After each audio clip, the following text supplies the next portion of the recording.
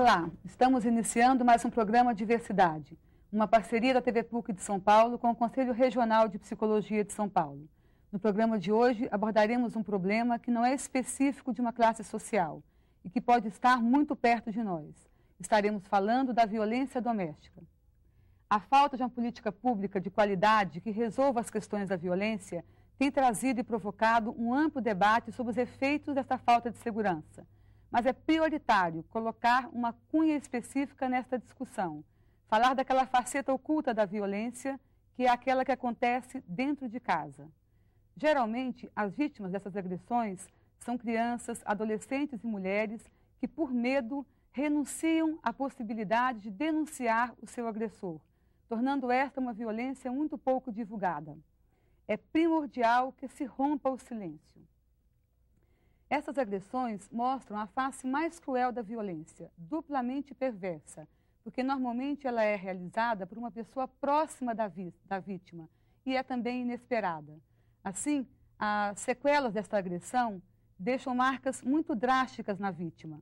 A violência doméstica mata, mutila e destrói o indivíduo. Para conversar conosco hoje sobre este assunto, nós estamos aqui com Dalca Chalves de Almeida Ferrari, psicóloga, e coordenadora do Centro de Referência às Vítimas da Violência do Instituto Sede Sapiens. Estamos também com Arlete Salgueiro Escodelário, coordenadora da área de prevenção do Centro de Referência às Vítimas da Violência, também do Instituto Sede Sapiens. E estamos também com Lília Schutzer de Magalhães Cardoso Salvador, que é psicóloga e que também vivenciou situações de violência doméstica. Dalca, para começar um pouco essa nossa conversa, dá para se dizer um pouquinho o que seria a violência doméstica? Do que a gente está falando aqui hoje? Certo. Entende-se por violência doméstica, né, todo tipo de submetimento que se coloca uma criança, né, ou adolescente, para que o adulto tenha algum proveito dessa ação. Vamos supor, um prazer que ele queira ter, né, até da forma sexual, ou um maltrato físico, né, que ele submeta uma criança sem o seu consentimento. No ambiente familiar. No ambiente familiar. É bem típico da relação onde a criança não é vista como sujeito, ela é vista como um objeto, a serviço desse adulto. Isso pode estar cometendo tanto criança quanto adolescentes, como também adultos, na maior parte mulheres. Isso. E às vezes pode acontecer que não é também só o adulto que agride.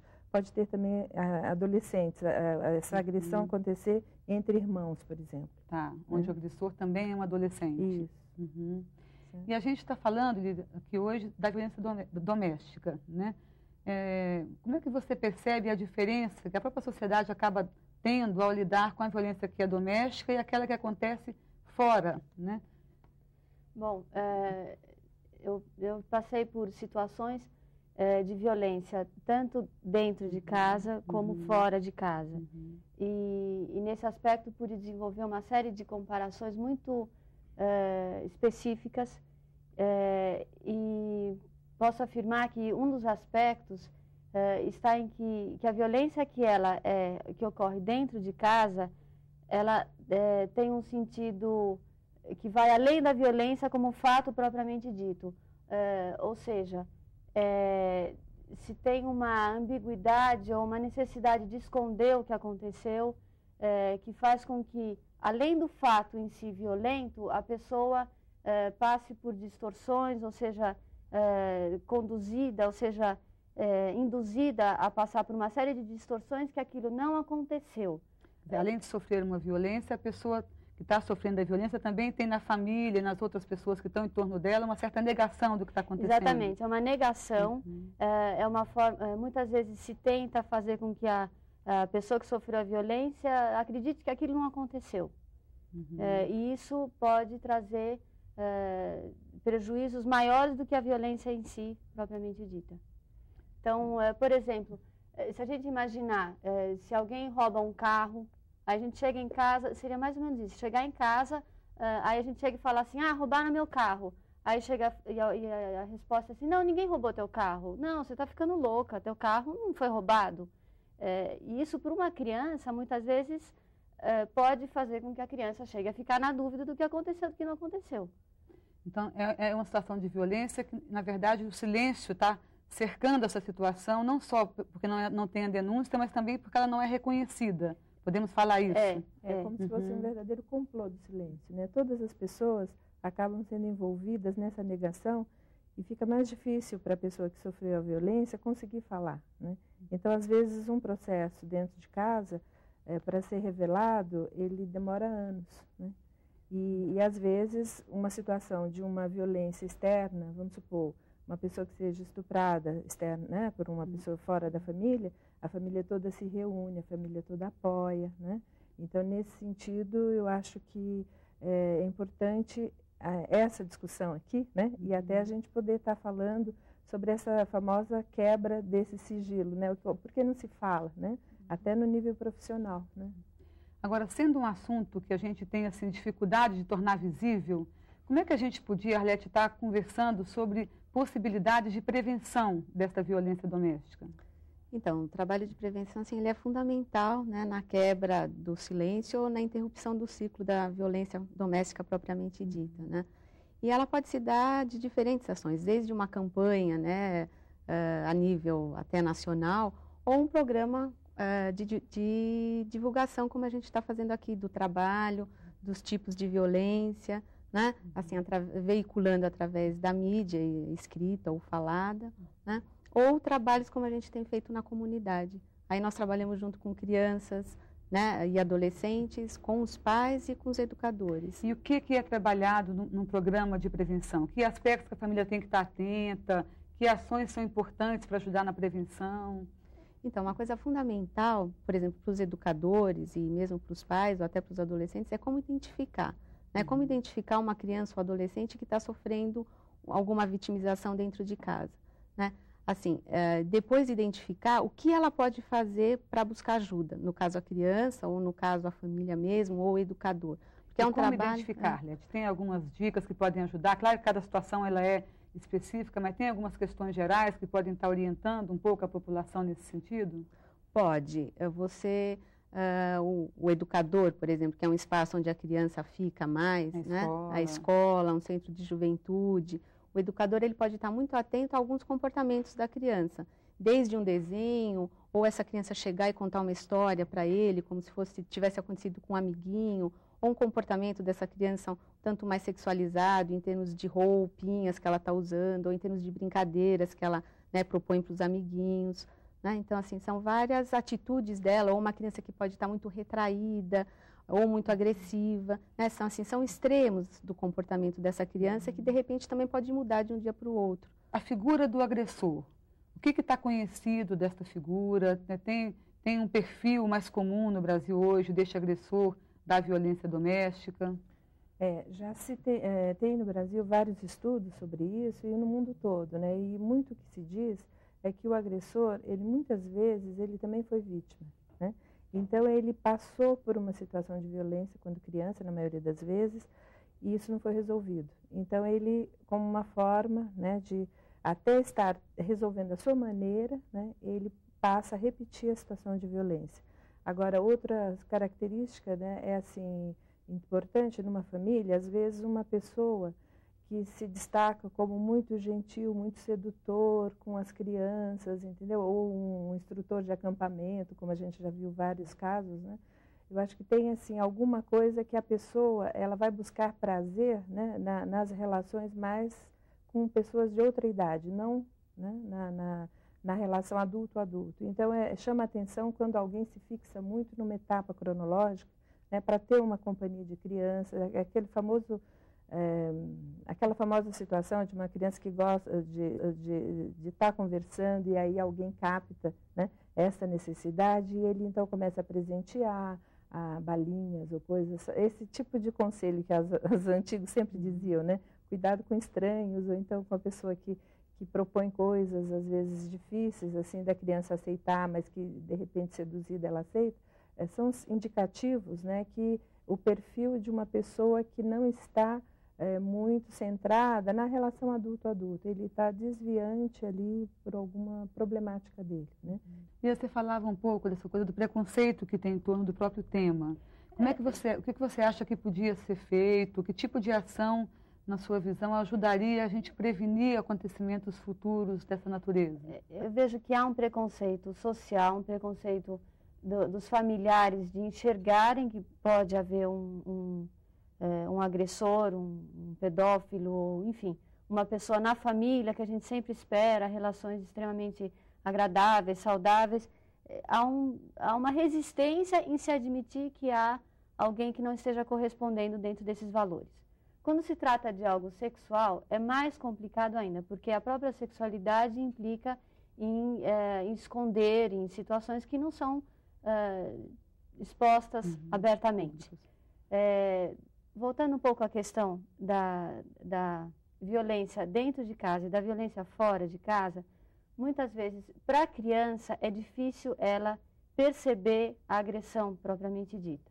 Então, por exemplo, se a gente considerar ela perceber que é uma agressão aquela ação. Exatamente, ela pode passar por conflitos até identificar como uma agressão. Quando se trata de um relacionamento que não implica só na violência sexual, um relacionamento familiar onde se tem confiança nas pessoas, onde as crianças muitas vezes são cobradas em cumprimentarem os mais velhos, em terem uma série de atitudes sociais, que se cobra posturas, cobra respostas. Enfim, a criança ela pode estar se comportando como deve, está se relacionando com os adultos, e a criança muitas vezes ela não tem a noção do limite, do que é permitido ou do que não é permitido. Se o adulto tantas vezes não tem, como é que a gente vai exigir ou esperar que a criança tenha? Então, nesse sentido, é extremamente necessário que haja muito mais esclarecimento, que haja uma abertura maior, que se fale do problema. Eu vejo que estou aqui com esse sentido, com um aspecto de esclarecimento, de poder falar para evitar outras situações. E, enfim, trazer um depoimento de como é complexo, muitas vezes, a própria identificação, quando uma agressão ocorre com crianças muito pequenas. É muito demorada a identificação, é muito dolorosa, talvez, trazer isso à família. A família tem uma resistência muito grande em querer aceitar que isso aconteça, e se tudo isso foi velado, como geralmente é num caso de uma agressão sexual, a própria família vai tentar resistir em aceitar, e muitas vezes vai focalizar a resistência e talvez até um impulso agressivo a pessoa que traz à tona o problema. E não quem realmente foi vitimizada, na verdade. Exatamente. Porque se a situação é toda normal, não acontece nada fora, aparentemente não acontece nada fora do normal. E aí, a pessoa que sofreu o problema, a vítima, ela chega e traz à tona uma problemática, ela que está carregando, de certa forma, a problemática. A família resiste em aceitar, resiste em abrir os olhos para o problema que está acontecendo. E muitas vezes a vítima, por uma necessidade, traz à tona insistentemente essa questão, às vezes ela é que passa a ser como se a causadora ou a que está desestruturando aquelas relações familiares. Acho que você traz um gancho importante para a gente conversar sobre como está, então, lidando com a situação quando ela vem à tona. Mas agora a Diversidade faz um pequeno intervalo, mas volta já já para a gente continuar conversando sobre violência doméstica. Fique conosco.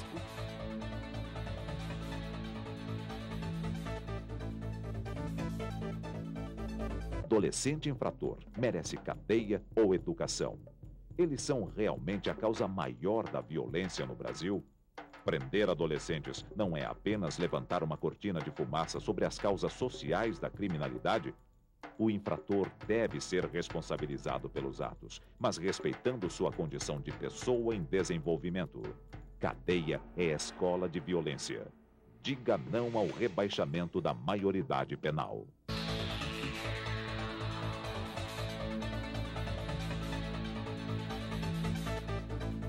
Olá, estamos de volta com Diversidade, uma parceria do Conselho Regional de Psicologia de São Paulo e da TV PUC de São Paulo. Vamos agora, nesse segundo bloco, conversar um pouco sobre o tratamento às pessoas vitimizadas pela violência doméstica. Para caracterizar um pouco melhor, que tipo de violência doméstica a gente encontra mais, Arlete, hoje? Então, a violência ela pode ser sexual, né, que nós já falamos um pouquinho, que são aquelas ações, aquelas práticas, né, do adulto em relação à criança, onde ele está buscando o seu próprio prazer, desconsiderando totalmente a criança, né, nas suas necessidades e nas consequências dessa ação dele. A criança passa a ser um objeto para ele, né? Tem a violência física, onde é o uso da força para resolver um conflito ali da relação adulto-criança, né, aí através da força, ou se não como um método educativo, que é extremamente comum na nossa sociedade, assim como em outras, né, assim, educar um filho através de punição ou de castigos e de violências, né, mais sérias mesmo, podendo machucar e machucar bastante, desde um tapa ou uso de instrumentos, né, para agredir e podendo muitas vezes chegar até a morte, né? E a gente está falando um pouco da criança, do adolescente. O adulto também é vítima, muitas vezes. A mulher é vítima. Como é que se coloca isso no adulto? Então, a mulher, ela também é vítima, né, da violência física do marido, da física e da sexual, né? E ela está, assim, também muito submetida, né, a essa questão também que é da nossa sociedade, a relação de gênero, né, homem e mulher, que papel esse homem ocupa e como ela acaba submetida. E aí, assim, ela acaba tendo muita dificuldade, não só em se proteger, como proteger o seu filho, sua filha, né? E também, como a gente estava falando, a violência, ela acaba sendo não só o ato, como a omissão. Então, a mulher, muitas vezes, ela acaba sendo conivente, né, com algumas situações e ela acaba sendo tão agressora quanto nessa medida que ela também acaba silenciando e não tendo condições. Né? Não é um ato deliberativo dela, eu estou fazendo isso de propósito, mas porque ela também não está em condições nem de se proteger, nem de proteger a criança. E que efeitos psicológicos a gente tem observado, Dalco, de uma coisa tão cruel, que do ponto de vista psicológico, como é que essas pessoas chegam quando elas vêm para o tratamento? Olha, desde situações, né, leves, assim como problemas de sono que começam, problemas alimentares, até reações mais complicadas, por exemplo, decisões, né, de surtos, né, que a pessoa realmente sai da realidade, começa a ter um mundo à parte, ela se deprime, ou às vezes ela tem um comportamento assim que a vida realmente vai perdendo todo o encanto e pode chegar até uma questão de suicídio. Então é muito comum às vezes as jovens, as adolescentes terem essa atitude mais impulsiva, né? Aí fora também todas as consequências de uma gravidez indesejada quando é questão de adolescente, né? A questão de que uma jovem que foi ou uma criança que foi violentada por muito tempo, ela acaba podendo também cair numa questão no comportamento mais sexualizado, como a Arlete já falou, de entrar numa linha mais sedutora, ela começa a repetir esse comportamento e chegar até, por exemplo, à prostituição, né? Isso também é comum em relação ao problema, vamos supor, os garotos, a gente está falando muito de menina, né? Mas acho que também os meninos, quando eles são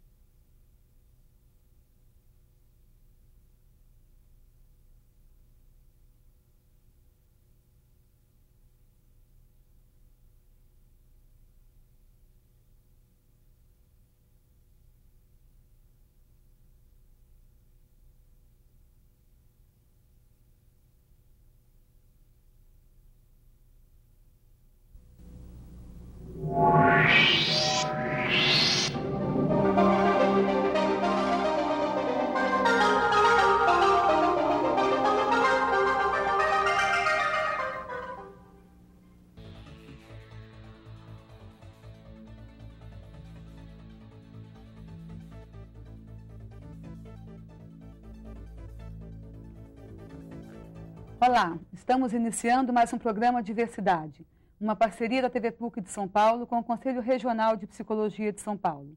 No programa de hoje abordaremos um problema que não é específico de uma classe social e que pode estar muito perto de nós. Estaremos falando da violência doméstica. A falta de uma política pública de qualidade que resolva as questões da violência tem trazido e provocado um amplo debate sobre os efeitos dessa falta de segurança. Mas é prioritário colocar uma cunha específica nesta discussão, falar daquela faceta oculta da violência, que é aquela que acontece dentro de casa. Geralmente, as vítimas dessas agressões são crianças, adolescentes e mulheres que, por medo, renunciam à possibilidade de denunciar o seu agressor, tornando esta uma violência muito pouco divulgada. É primordial que se rompa o silêncio. Essas agressões mostram a face mais cruel da violência, duplamente perversa, porque normalmente ela é realizada por uma pessoa próxima da vítima e é também inesperada. Assim, as sequelas desta agressão deixam marcas muito drásticas na vítima. A violência doméstica mata, mutila e destrói o indivíduo. Para conversar conosco hoje sobre este assunto, nós estamos aqui com Dalca Chalves de Almeida Ferrari, psicóloga e coordenadora do Centro de Referência às Vítimas da Violência do Instituto Sede Sapiens. Estamos também com Arlete Salgueiro Escodelário, coordenadora da área de prevenção do Centro de Referência às Vítimas da Violência, também do Instituto Sede Sapiens. E estamos também com Lília Schutzer de Magalhães Cardoso Salvador, que é psicóloga e que também vivenciou situações de violência doméstica. Dalca, para começar um pouco essa nossa conversa, dá para você dizer um pouquinho o que seria a violência doméstica? Do que a gente está falando aqui hoje? Certo. Entende-se por violência doméstica, né, todo tipo de submetimento que se coloca uma criança, né, ou adolescente, para que o adulto tenha algum proveito dessa ação. Vamos supor, um prazer que ele queira ter, né, até da forma sexual, ou um maltrato físico, né, que ele submeta uma criança sem o seu consentimento. No ambiente familiar. No ambiente familiar. É bem típico da relação onde a criança não é vista como sujeito, ela é vista como um objeto, a serviço desse adulto. Isso pode estar cometendo tanto criança quanto adolescentes, como também adultos, na maior parte mulheres. Isso. E às vezes pode acontecer que não é também só o adulto que agride, pode ter também adolescentes, essa agressão acontecer entre irmãos, por exemplo. Tá, onde o agressor também é um adolescente. Isso. E a gente está falando aqui hoje da violência doméstica, né? Como é que você percebe a diferença que a própria sociedade acaba tendo ao lidar com a violência que é doméstica e aquela que acontece fora, né? Bom, eu passei por situações de violência tanto dentro de casa como fora de casa. E nesse aspecto pude desenvolver uma série de comparações muito específicas e posso afirmar que um dos aspectos está em que a violência que ocorre dentro de casa, ela tem um sentido que vai além da violência como fato propriamente dito. Ou seja, se tem uma ambiguidade ou uma necessidade de esconder o que aconteceu, que faz com que, além do fato em si violento, a pessoa passe por distorções, ou seja, conduzida, ou seja, induzida a passar por uma série de distorções que aquilo não aconteceu. Além de sofrer uma violência, a pessoa que está sofrendo a violência também tem na família e nas outras pessoas que estão em torno dela uma certa negação do que está acontecendo. Exatamente, é uma negação, é uma forma, muitas vezes se tenta fazer com que a pessoa que sofreu a violência acredite que aquilo não aconteceu. E isso pode trazer prejuízos maiores do que a violência em si, propriamente dita. Então, por exemplo, se a gente imaginar, se alguém rouba um carro, aí a gente chega em casa, seria mais ou menos isso, chegar em casa, aí a gente chega e fala assim, roubaram meu carro. Aí chega e a resposta é assim, não, ninguém roubou teu carro. Não, você está ficando louca, teu carro não foi roubado. E isso para uma criança, muitas vezes, pode fazer com que a criança chegue a ficar na dúvida do que aconteceu, do que não aconteceu. Então, é uma situação de violência que, na verdade, o silêncio está cercando essa situação, não só porque não tem a denúncia, mas também porque ela não é reconhecida. Podemos falar isso? É como se fosse um verdadeiro complô do silêncio, né? Todas as pessoas acabam sendo envolvidas nessa negação e fica mais difícil para a pessoa que sofreu a violência conseguir falar, né?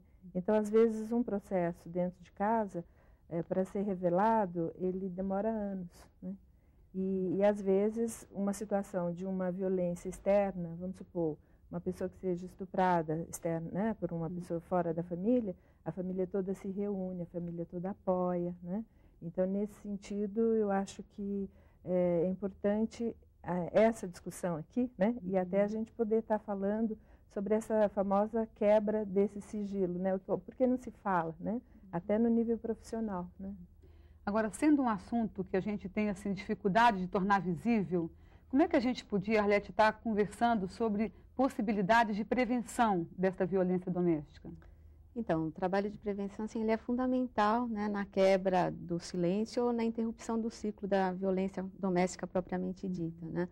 E ela pode se dar de diferentes ações, desde uma campanha, né, a nível até nacional, ou um programa de divulgação, como a gente está fazendo aqui, do trabalho, dos tipos de violência, né, assim, veiculando através da mídia, escrita ou falada, né? Ou trabalhos como a gente tem feito na comunidade. Aí nós trabalhamos junto com crianças, né, e adolescentes, com os pais e com os educadores. E o que é trabalhado num programa de prevenção? Que aspectos que a família tem que estar atenta? Que ações são importantes para ajudar na prevenção? Então, uma coisa fundamental, por exemplo, para os educadores e mesmo para os pais ou até para os adolescentes, é como identificar.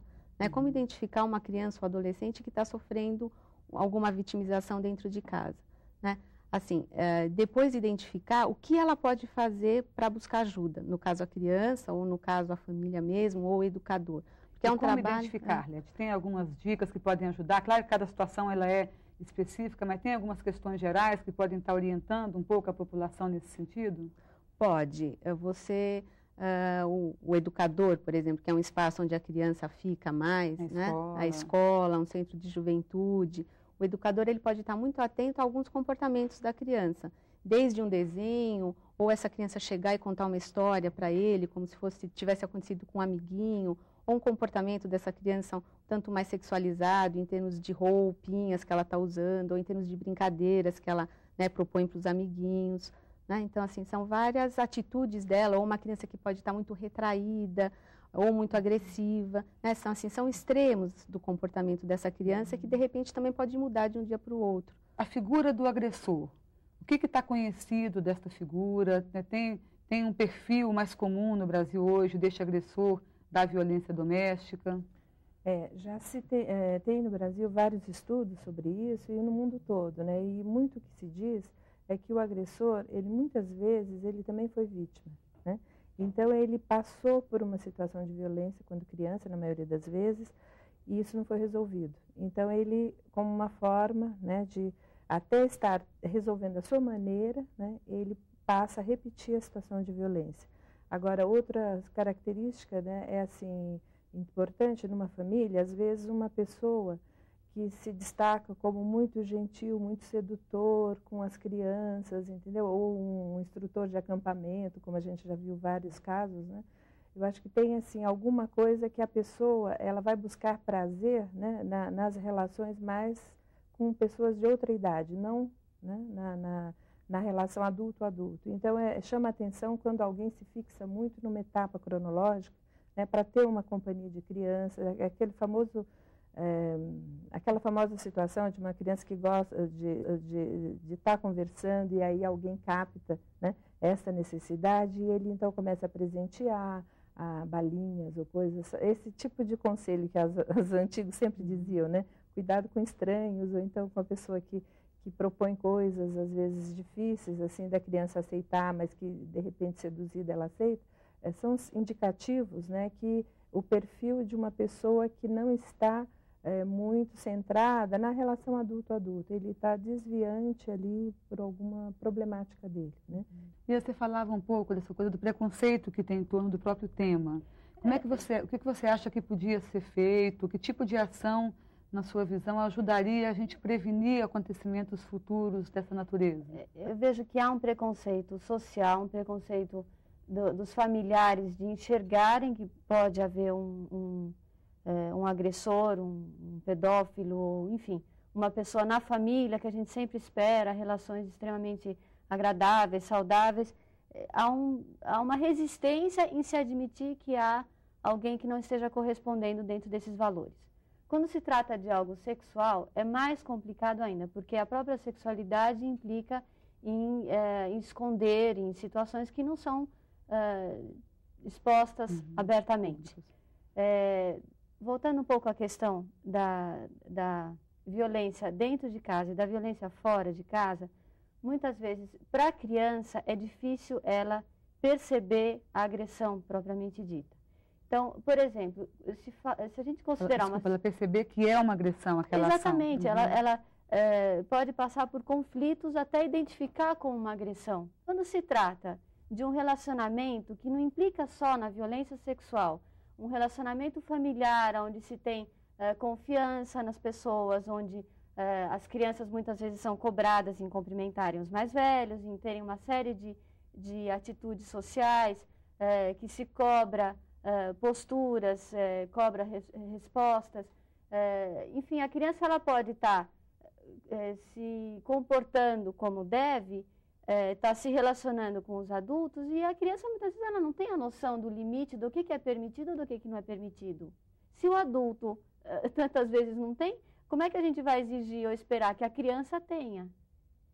Então, nesse sentido, é extremamente necessário que haja muito mais esclarecimento, que haja uma abertura maior, que se fale do problema. Eu vejo que estou aqui com esse sentido, com um aspecto de esclarecimento, de poder falar para evitar outras situações. E, enfim, trazer um depoimento de como é complexo, muitas vezes, a própria identificação, quando uma agressão ocorre com crianças muito pequenas. É muito demorada a identificação, é muito dolorosa, talvez, trazer isso à família. A família tem uma resistência muito grande em querer aceitar que isso aconteça, e se tudo isso foi velado, como geralmente é num caso de uma agressão sexual, a própria família vai tentar resistir em aceitar, e muitas vezes vai focalizar a resistência e talvez até um impulso agressivo a pessoa que traz à tona o problema. E não quem realmente foi vitimizada, na verdade. Exatamente. Porque se a situação é toda normal, não acontece nada fora, aparentemente não acontece nada fora do normal. E aí, a pessoa que sofreu o problema, a vítima, ela chega e traz à tona uma problemática, ela que está carregando, de certa forma, a problemática.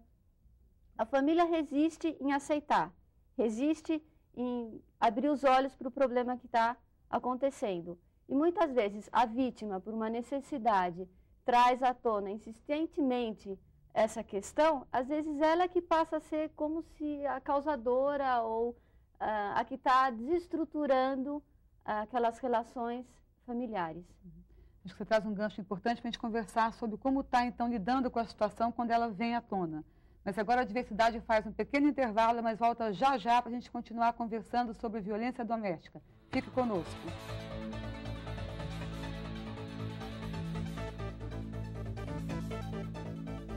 Adolescente infrator merece cadeia ou educação? Eles são realmente a causa maior da violência no Brasil? Prender adolescentes não é apenas levantar uma cortina de fumaça sobre as causas sociais da criminalidade? O infrator deve ser responsabilizado pelos atos, mas respeitando sua condição de pessoa em desenvolvimento. Cadeia é escola de violência. Diga não ao rebaixamento da maioridade penal.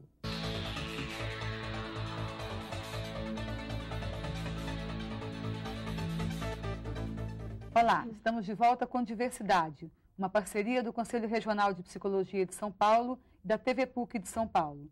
Vamos agora, nesse segundo bloco, conversar um pouco sobre o tratamento às pessoas vitimizadas pela violência doméstica. Para caracterizar um pouco melhor, que tipo de violência doméstica a gente encontra mais, Arlete, hoje? Então, a violência ela pode ser sexual, né, que nós já falamos um pouquinho, que são aquelas ações, aquelas práticas, né, do adulto em relação à criança, onde ele está buscando o seu próprio prazer, desconsiderando totalmente a criança, né, nas suas necessidades e nas consequências dessa ação dele. A criança passa a ser um objeto para ele, né? Tem a violência física, onde é o uso da força para resolver um conflito ali da relação adulto-criança, né, aí através da força, ou se não como um método educativo, que é extremamente comum na nossa sociedade, assim como em outras, né? Assim, educar um filho através de punição ou de castigos e de violências, né, mais sérias mesmo, podendo machucar e machucar bastante, desde um tapa ou uso de instrumentos, né, para agredir e podendo muitas vezes chegar até a morte, né? E a gente está falando um pouco da criança, do adolescente. O adulto também é vítima, muitas vezes. A mulher é vítima. Como é que se coloca isso no adulto?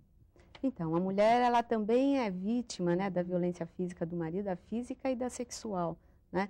E ela está, assim, também muito submetida, né, a essa questão também que é da nossa sociedade, a relação de gênero, né, homem e mulher, que papel esse homem ocupa e como ela acaba submetida.